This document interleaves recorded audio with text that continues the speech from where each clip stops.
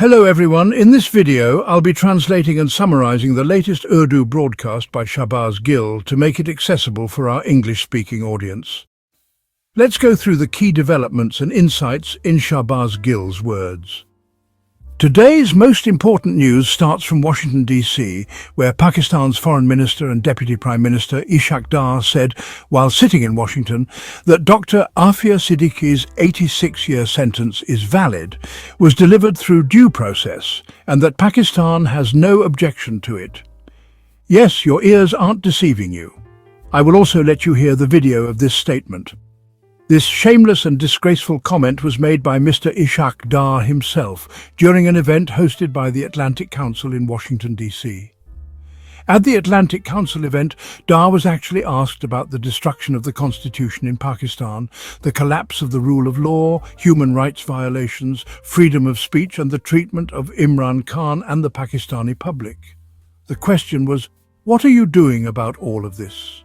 When will you release the public and Imran Khan? When will democracy be restored? When will the system of dictatorship end? But instead of answering that, Dar gave an entirely unrelated response. Since he had no answer, he dragged in a helpless and unarmed figure, Dr. Afia Siddiqui, into the conversation, even though the question was not about her. It was about Imran Khan, democracy and the common people of Pakistan.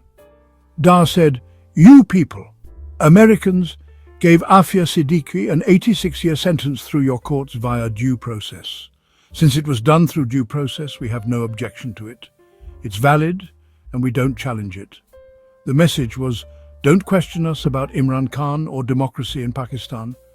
We won't question you about Afia Siddiqui. We've been telling you from the beginning that the Field Marshal and his entire team will strike any deal to keep Imran Khan in jail. Whether it involves recognizing another country, putting Pakistan's nuclear assets at risk, or accepting Indian regional hegemony, which has been happening for the last 4 to 5 years. You may recall how The Guardian repeatedly reported that India's RAW, their intelligence agency, has been entering Pakistan and killing people.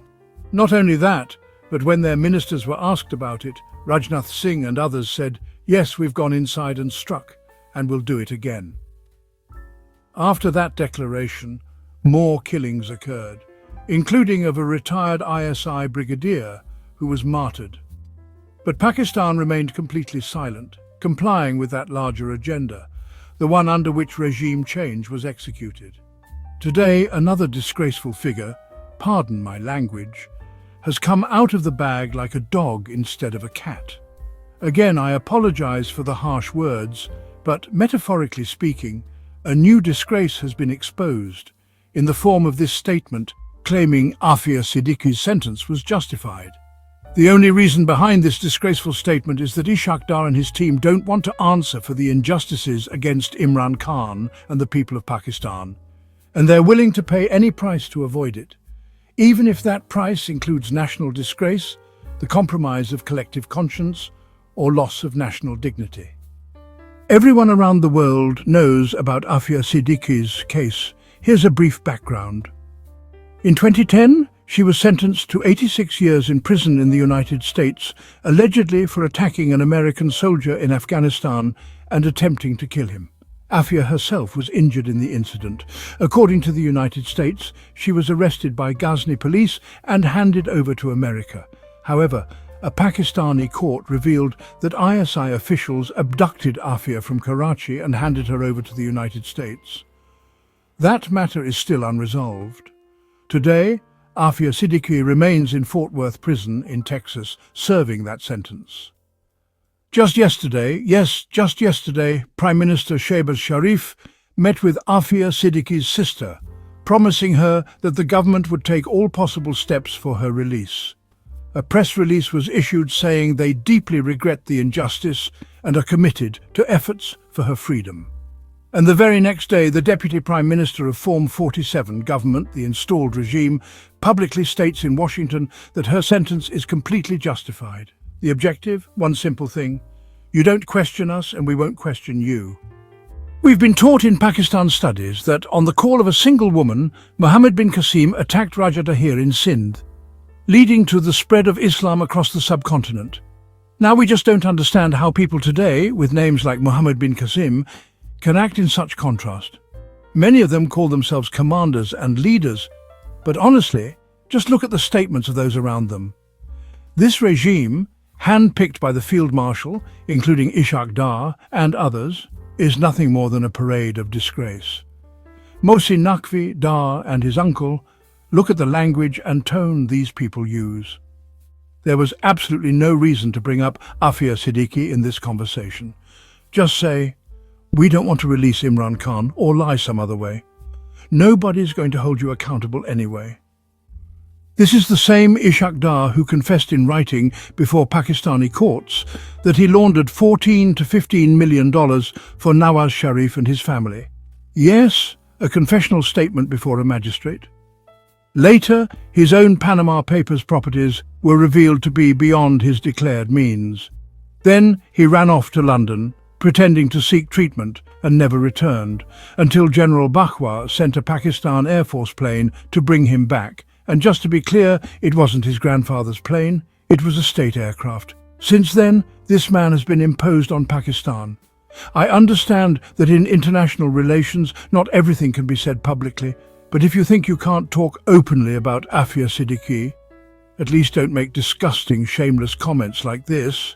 Don't talk at all or change the subject. But really, this shamelessness is beyond comprehension, though it does make sense, because these people are not educated and they believe the public is stupid. Remember when Khawaja Asif visited America and said, Imran Khan is an Islamist and we are liberals. But in Pakistan they call Imran Khan his children and his ex-wife Jewish agents. In Pakistan they pose as the greatest defenders of Islam. In the United States they call Imran Khan an extremist Muslim. This is the same hypocrisy that led to Ishaq Dar's humiliation on BBC Hard Talk, which many of you probably remember. Even there, when he was answering tough questions in English, he was nervous and confused, unsure of what to say next. Frankly, I just don't understand why the Field Marshal sends such people to international forums, unless the purpose is just to have them sit silently. These people are stuck in the past, back when interviews could be controlled. Now, it's the age of social media, and everything gets exposed publicly, but they still refuse to learn. Next news from London.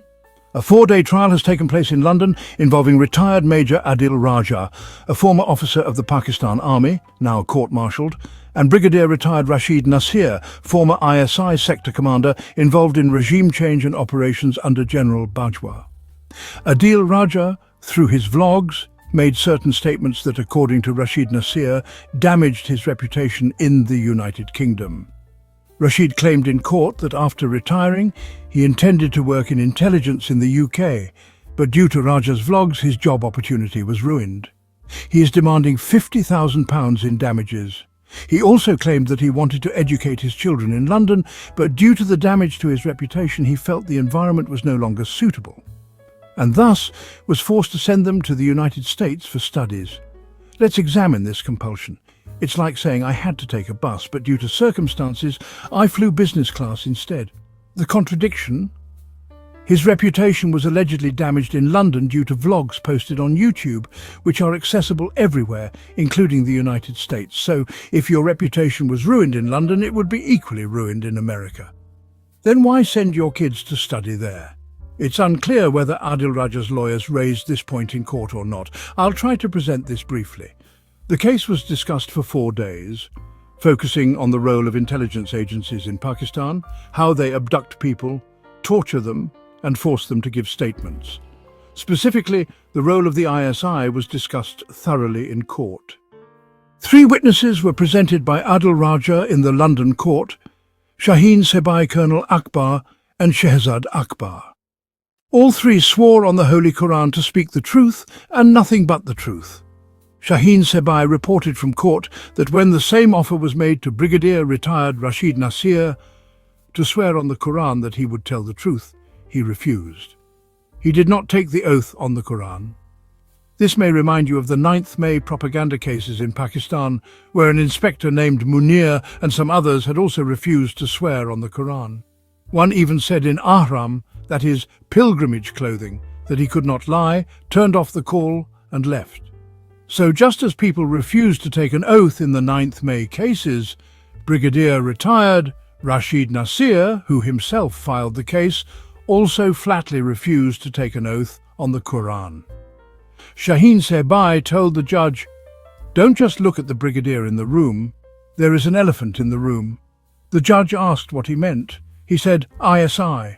He added that the brigadier was representing iSi, not funding the case from his own pocket. At this, there was laughter in the courtroom. Shaheen also told the judge that he hasn't been to Pakistan in 10 years, yet a case of washing machine theft was filed against him in Pakistan. The judge was confused. "Washing machine? What are you talking about?" Shaheen replied, "Yes, Your Honor. A case of washing machine theft has been filed against me." Adil Raja also told the court that a case of dates, Kajur, theft was filed against him. The judge misunderstood dates as romantic dates, not edible ones. Adil clarified that he meant eating dates, the fruit, not the other kind. Again, the court burst into laughter. Now, if the verdict goes against Adil Raja, he may be fined £50,000, and Brigadier Rashid Nasir may claim an additional £350,000 in legal costs because he hired an expensive lawyer. So, Adil Raja may be burdened with £400,000 total. However, if the verdict favours Adil Raja, Brigadier retired, Rashid Nasir may have to pay not only this amount but possibly more in damages. People familiar with the case believe the court may try to reach a middle ground, asking both parties to bear their own legal expenses and avoid defaming each other in the future. If that happens, Rashid Nasir may recover only half of his £350,000 expenses, and Adil Raja likewise. Right now, it's hard to predict the outcome because Adil Raja is not a trained journalist. Unlike others who know how to phrase statements, use disclaimers like reportedly or in my opinion, and avoid naming people. Adil spoke too directly. So technically he might lose and face a financial penalty, but the benefit he gained, and the damage to Rashid Nasir, was that for 4 days the iSi was thoroughly discussed in a London courtroom. Whoever advised Rashid Nasir to pursue this case gave him very poor advice. Lawyers I spoke to said, even if the court rules against Adil Raja, and if he doesn't have the money, he could declare bankruptcy. If that happens, no money can be recovered from him, and the only result will be a 2-day media headline. But the public won't buy it, given the current oppressive circumstances in Pakistan, which I can still show you today. So in my opinion, whoever advised filing this case made a foolish decision, because for 4 days, all of Adil Raja's accusations were echoed in court. People laughed and listened to these arguments. Whether it was the Arshad Sharif case, the regime change, or ongoing state oppression in Pakistan, all were discussed in depth. I genuinely don't understand who gave this advice and why such a major step was taken. And honestly, nothing substantial will come out of it for them. We reported earlier about a $100 million loss allegedly caused by the son of a certain prominent figure. A man who once made an utterly shameless statement in the United States. You may recall what he said, I don't need to repeat it. His son reportedly raised large sums of money, possibly from Dubai, and then lost $100 million in crypto investments. People claim he can no longer go to Dubai, as many tweets have surfaced alleging this.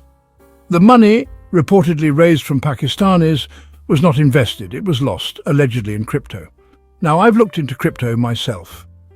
Back in 2017, my friend Dr. Tour, an oncologist in the United States, and I jokingly invested a significant amount in crypto. Today, I see that decision was perhaps one of the best I ever made. Everything we invested in back then has gone way up. Even now, all major coins have risen. So, how did they manage to lose money? Was this fraud? Because it doesn't look like the market dropped. Bitcoin and all other major coins have gone up. So it seems like someone has punctured the tube, like you do with a bicycle tire. And this person seems very good at puncturing things. Now you can guess which family this is. Let's move on. Our son Iqbal has written a column. He's a fake professor, never done real research or a PhD. Still, he uses the title professor. He may have done a master's degree, but he is one of those pseudo-intellectuals that N-League promotes. He now says that to improve civil services, we should adopt the Army's structural model. Wow! as if the civil bureaucracy is already performing so well that only militarization can improve it. They visited Government College University, Lahore, and held a discussion. Students presented national songs and said, "It felt great to meet the DG. He answered all our questions." Of course, the DG is such an influential figure. Wherever he goes, people love him. Students even said, "Please come every day, sir, because when you come, all classes are cancelled, and we get 2 days off." So now, this is the state of affairs. They are going from university to university, talking politics, extracting political benefit from every visit. Final story. To deliver payments to poor, widowed and needy individuals, 6 banks are charging 4.5 billion rupees annually in service fees. This is reported by Adnan Adil, a very respected and honest journalist. These are widows and poor people who don't even have shoes, and the banks, pretending to do charity, are actually pocketing billions. And surely whoever awarded these contracts also took a cut. They'll go do Umrah, act pious, but the truth is they are stealing from the poor.